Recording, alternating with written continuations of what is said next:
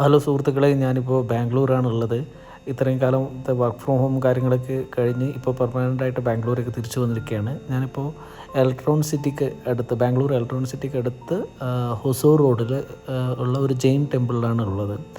ഈ ജെയിൻ ടെമ്പിളിൽ നമുക്കിവിടെ ഒരു മലയാളി ബസ് കാണാം. ഞാൻ അതാണ് ഫസ്റ്റ് ഫോക്കസ് ചെയ്ത് ഇവിടെ കയറിയപ്പോൾ തന്നെ. ഈ ജെയിൻ ടെമ്പിളിൽ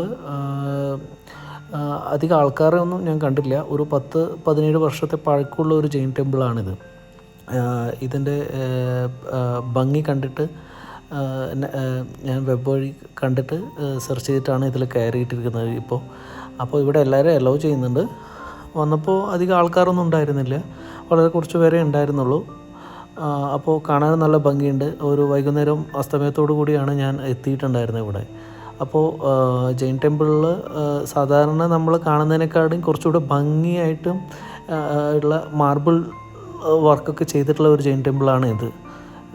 പിന്നെ ബാംഗ്ലൂർ മറ്റ് പല സ്ഥലങ്ങളിലും ജെയിൻ ടെമ്പിൾ ഉണ്ട്. അതുപോലെ നമ്മളിവിടെ വയനാട്ടിലൊക്കെ കണ്ടിട്ടുണ്ട്. പക്ഷേ അതുപോലെയല്ല ഇത് മാർബിളിൽ ചെയ്തിട്ടാണ്. അപ്പോൾ അവരുടെ ഒരുപാട് ദേവതകളെ ഇതിൽ ഉൾപ്പെടുത്തിയിട്ടുണ്ട്.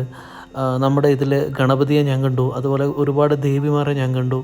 അപ്പോൾ സുബ്രഹ്മണ്യൻ്റെ ഇതുപോലെയുള്ള ഒരു ദേവിയെ കണ്ടു ഞാൻ. പിന്നെ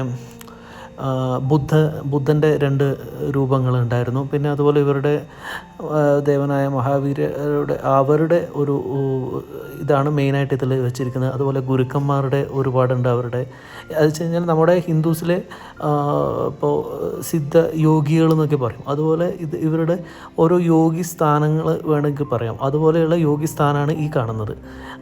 അത് അവരുടെ മെയിൻ ആയിട്ടുള്ള ആചാര്യനാവാൻ എന്ന് തോന്നുന്നു. അവരുടെ ഒരു പ്രത്യേകതരം ടെമ്പിൾ ഈ മെയിൻ ടെമ്പിളിനോട് അനുബന്ധിച്ചിട്ടുണ്ട്.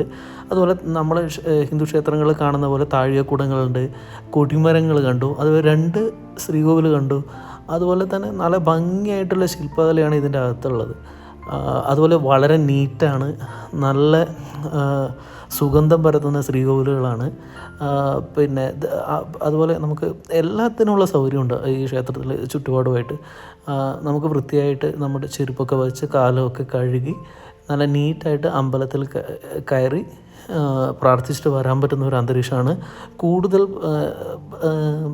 പ്രതിഷ്ഠകളും കണ്ടത് മാർബിളിൽ ഭംഗിയായിട്ടുള്ള പ്രതിഷ്ഠകൾ. അതുപോലെ തന്നെ ഈ ക്ഷേത്രവും ഉള്ളത് മാർബിളിലാണ്. അതുപോലെ തന്നെ ഇവിടെ ഒരു മ്യൂസിയം ഉണ്ട്. മ്യൂസിയത്തിൽ അത്യാവശ്യം കാര്യങ്ങൾ കാണാനുമുണ്ട്. അപ്പോൾ ശരി.